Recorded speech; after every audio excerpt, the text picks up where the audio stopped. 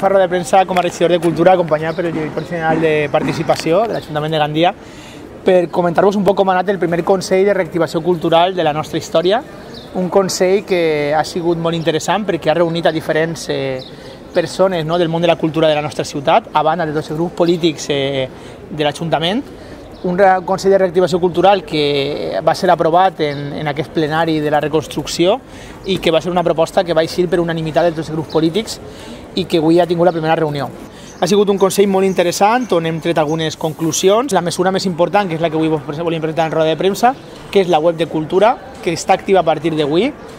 Una web molt senzilla, una web que servisca per a dues coses fonamentalment. La primera, per a visibilitzar els esdeveniments culturals. La web de cultura equivaldria al full, per dir-ho així, que hem deixat de produir-lo per la crisi del Covid,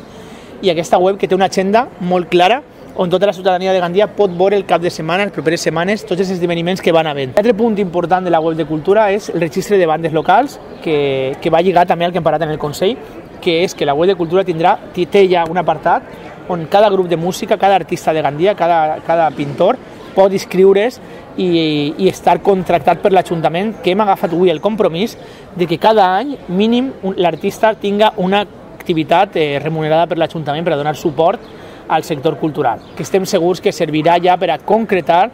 l'aposta per la cultura, la reactivació i que aquesta crisi del Covid afecte el menys possible a una ciutat viva com és Gandia, que té artistes de molt de renom i que té artistes que estan passant-ho malament i necessiten l'Ajuntament de Gandia al seu costat. Nosaltres som uns ferms defensors de la participació i no podem entendre, estar valorant i reflexionant sobre mesures polítiques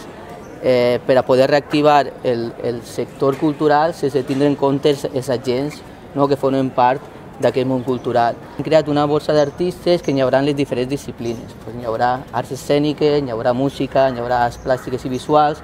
i sobretot aquesta borsa el que farà és donar prioritat a la creació local.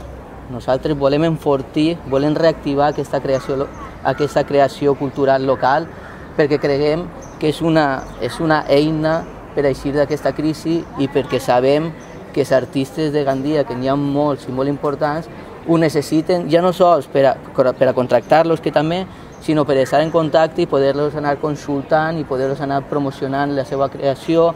i poder anar programant-los també en els diferents barris i també en els actes de ciutat. Aquesta borsa es podrà accedir per la web de Cultura i també es podrà accedir per la web de l'Ajuntament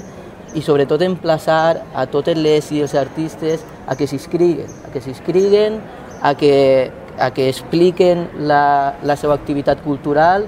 i nosaltres ens comprometem, com bé ha dit el regidor, a programar-los, a donar-los a conèixer i a enfortir aquesta creació local. Aquesta borsa l'hem de fer funcionar, aquesta borsa ha de ser participativa, la cultura ha de ser participativa i ha de néixer de tots nosaltres, ha de néixer de la creació local i ha d'estar impulsada a diferents nivells. I jo crec que la borsa és una eina molt important per impulsar aquesta creació local.